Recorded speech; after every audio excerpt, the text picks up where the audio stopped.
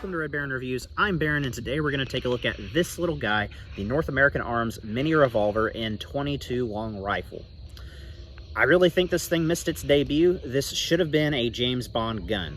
This thing is tiny. This would be like micro carry or ultra carry. I mean, look how small this thing is. They even make a belt buckle holster for it. And if that doesn't sound like a spy's gun, I don't know what is. I've had this gun for about 6 years now, so this is going to be kind of a lengthy review, but there's a lot to talk about such a small gun. People want to know, is this a viable carry option or is it a novelty? And we're going to talk about that. We're going to shoot some different stuff with it. We're going to shoot some different loadings out of this and some different targets. We're going to check accuracy and talk about the principle behind this gun and how you would carry it. So guys, let's get over to the workbench. So let's start with what this is.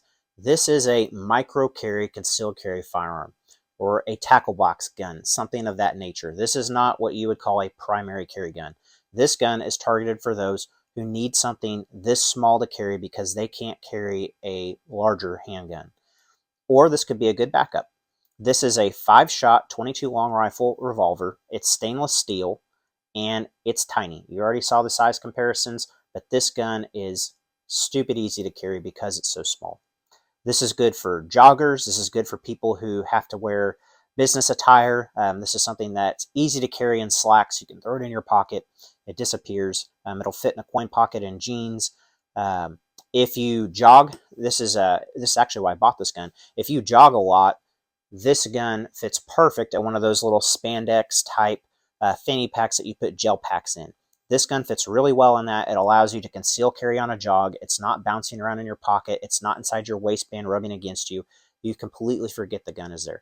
So this is awesome for that. This gun is great for pretty much anybody who wants to conceal carry, but there are some downsides to this. There are definitely some compromises you have to make when you carry a gun this small. So the first compromise is going to be shootability.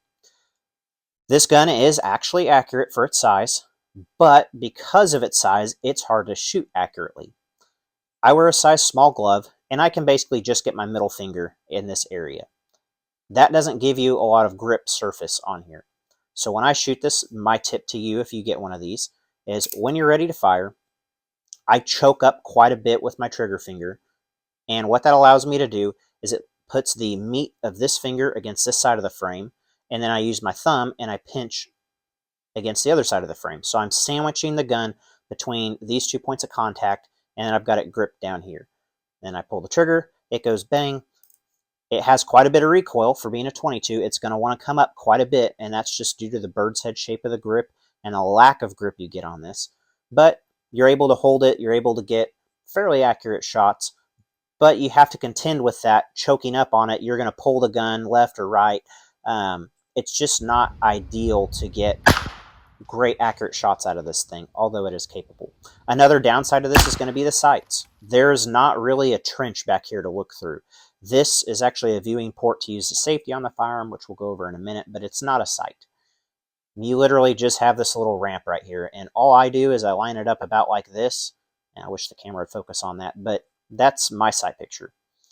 Not much to look at. It's also a really short sight radius, and with that combined with the lack of grip and then the recoil that this has, even though it's just a 22, makes it difficult to shoot accurately and consistently. But for what it's designed for, which is self-defense, it does pretty good at that. At point-blank ranges, 3 feet, 4 feet, 5 feet, you can hold a fist-sized group pretty easily. It's a point-and-shoot gun, and again, inside of those distances, you're not really going to be using sights anyway. You're pointing and shooting, and this gun excels at that. So that's part of the downsides to it. Let's talk ballistics.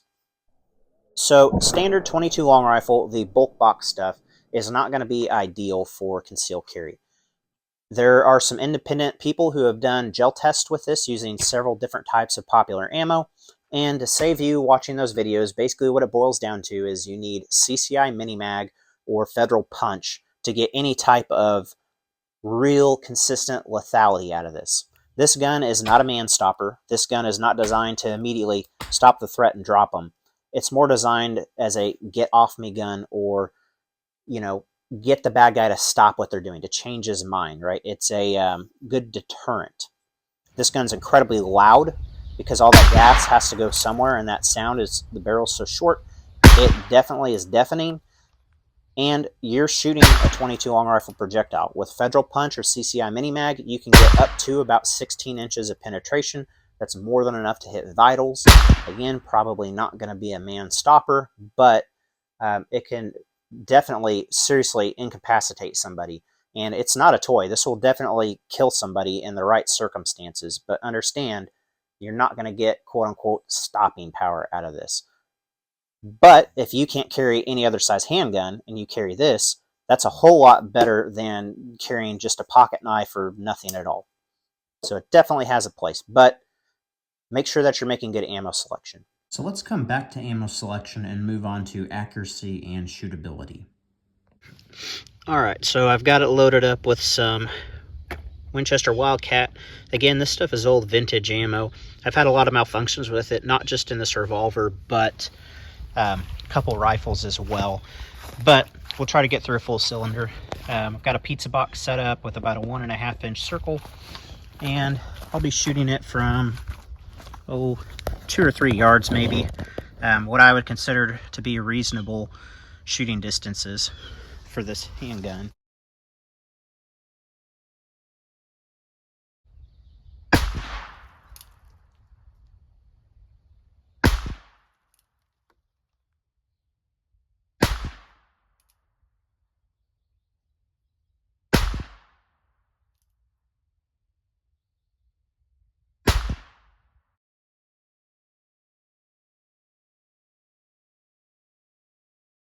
So you can see 2 in the black, 1 right outside, then 2 down here. I can cover it with my hand. From the distance, obviously, that's not super great, but you can at least hold some kind of a group with this. Okay, so I've got it flipped around, and this time I'll try to be on frame. We'll step back to about 7 yards.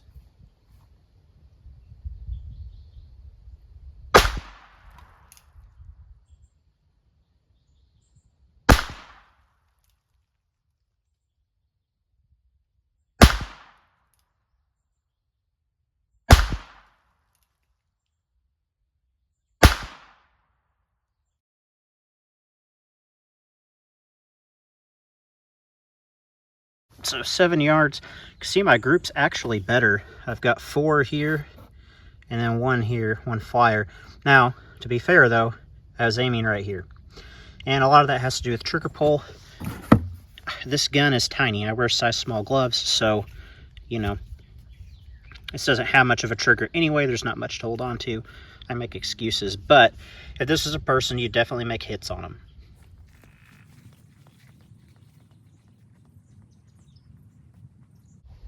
Okay, so I've got another cylinder loaded up. I'm at about 15 paces this time. I'm gonna move so I don't hit the camera if I'm out of frame, sorry. But let's see what it looks like at this distance.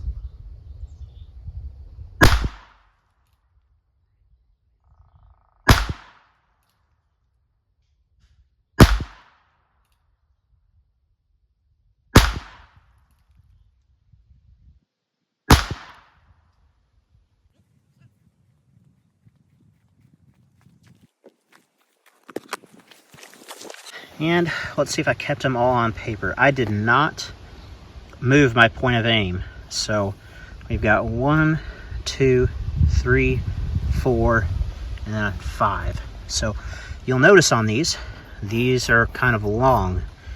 At least a couple of them are more of a long shape than the original ones. And that's because the rounds are starting to tumble. So at about 15 yards, I started to see some issues with this gun. When you're shooting 22 long rifle or any caliber out of a rifle barrel this short, you're inevitably going to run into issues where the bullet tumbles. So for demonstration purposes, for those who don't know, when the round flies through the air, it's usually spinning from the rifling and flies straight. That's what you want. That creates accuracy. That also has quite a bit of force and allows the round to penetrate more than if it was tumbling like this. Well, When you get to about 15 paces with this gun, the rounds start to tumble. And you can see that if you shoot paper, you'll see that the impacts are taller than they would be if it was hitting like this. So that happens. With this 22 Wildcat, I was actually pretty impressed. It took 15 paces to make that happen, but I've noticed with like Remington golden bullets and things like that, it'll start to happen at 7 yards. So another reason not to shoot bulk ammo in self-defense situations. When the round starts to tumble, it loses velocity and it loses the ability to penetrate to a depth that's going to hit vital organs. So make sure you're carrying decent ammo. CCI Mini Mag and Federal Punch are, yes, more expensive than regular 22 long rifle, but they're still cheaper than any other defensive ammunition. So make sure that you choose your ammo correctly. So while we're talking about ammo, let's talk about shot shell. This is something that is overlooked or unknown by many shooters, and what this is basically a mini shotgun shell. There is number 12 shot inside this crimped case. Basically, this turns this gun into a miniature shotgun. So I've got this loaded up with some Winchester Super X number 12 shot. I've got a 2 liter of ginger ale / water in this, and we're about 3 feet from it, and here we go. So let's see if we had anything go through the other side completely, and no. And what you could not see in the video or feel is that I had some of those bounce back on me. We'll go ahead and do a few more though.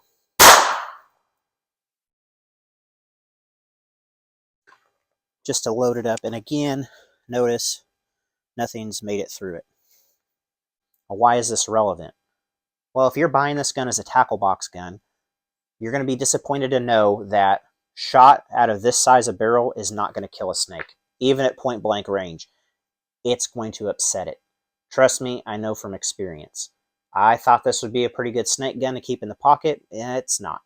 So that doesn't mean that this doesn't have a place, though, or a role. Where this really shines is for people who like to jog or walk trails.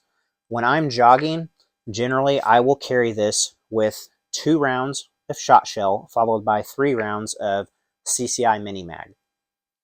Here's my reasoning behind that. Where I live, I jog in the country, and the biggest threat to me other than traffic is loose stray dogs.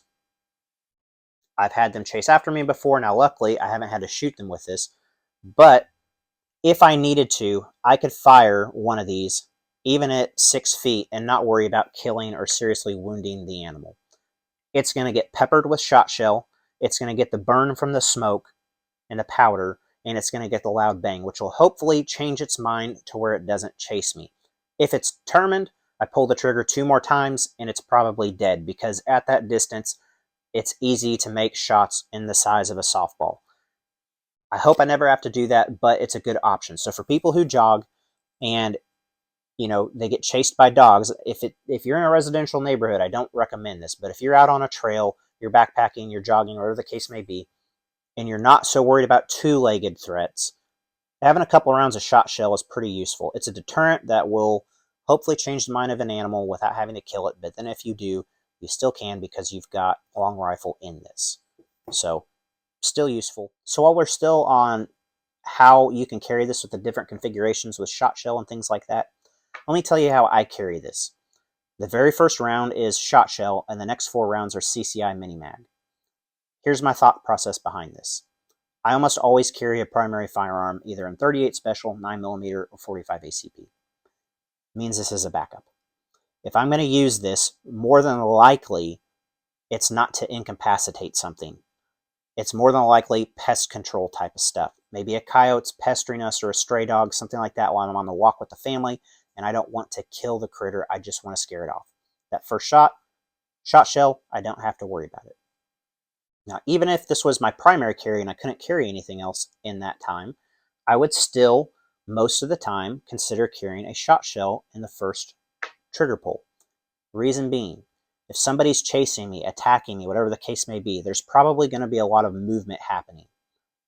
At 3 to 6 feet, shot shell out of this produces about an 8-inch spread or pattern. Something like that.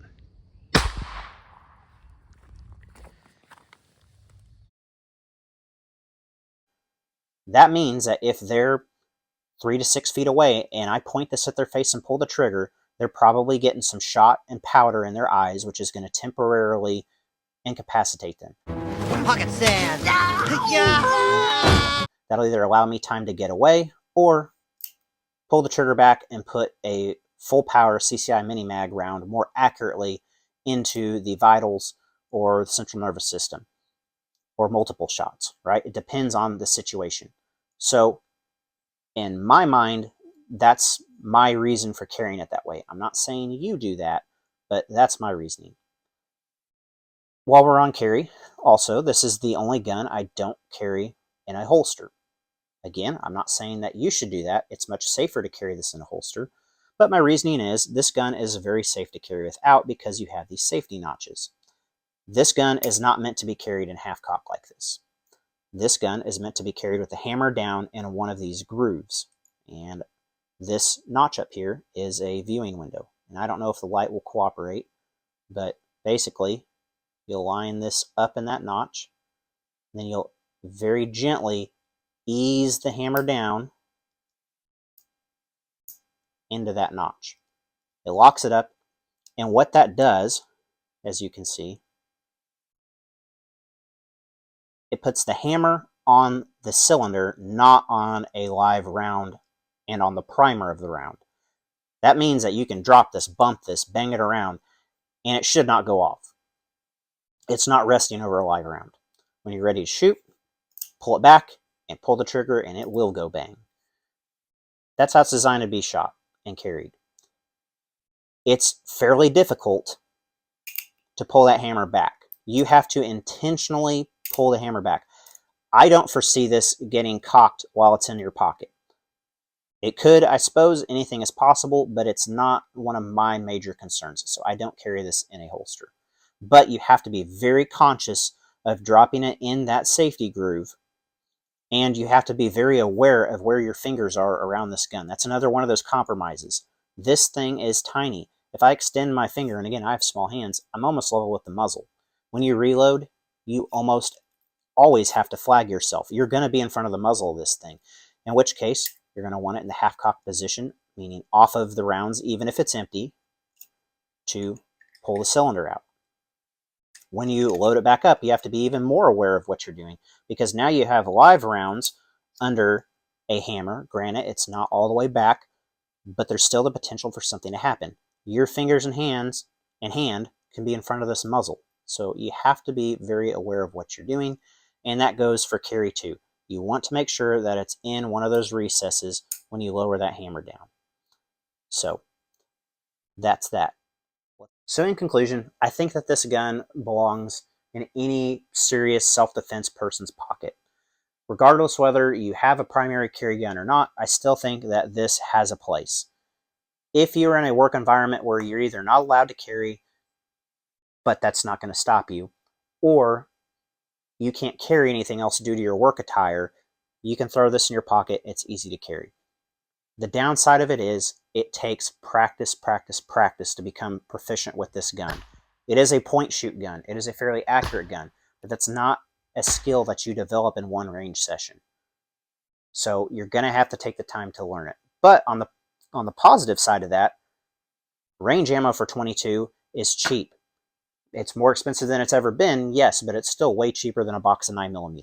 You can get a brick for what you could buy 2 or 3 boxes of 9mm for and be set for the year. That's a lot of practice sessions with this. This gun, honestly, after about 3 to 4 cylinders, isn't a lot of fun to shoot anyway, so a brick should last you a year. You should get a lot of rounds out of it. These guns are very high quality. I haven't had any mechanical malfunctions with this whatsoever. The only malfunctions I have been ammo related, and it's strictly off of the vintage ammo I've been shooting out of it. Out of all the modern stuff, even the Remington Golden Bullets and Federal Bolt Pack, I've had no issues with. The gun is super easy to clean, being stainless steel. I use a baby wipe and then a Q-tip to clean the cylinder out and the barrel. And that's it. You don't need special tools to take care of this. If, for whatever reason, you do have issues with it, send it back to North American Firearms, and they'll take care of it. Lastly, the cost of this is the main advantage. These can still be found for under $300. Sometimes they can be found for as cheap as $225 brand new. That is dirt cheap for what you're getting. This is not a novelty. This is not a toy. This serves a legit purpose. It's high quality and it's very functional for its size. So guys, if you have any questions at all, please drop them down in the comments. Please leave me a comment anyway to please the almighty algorithm. He is still very upset that he lost that election, and he takes it out on us gun tubers. So please leave a comment. Please like, share, subscribe, all that good stuff. And as always, stay free.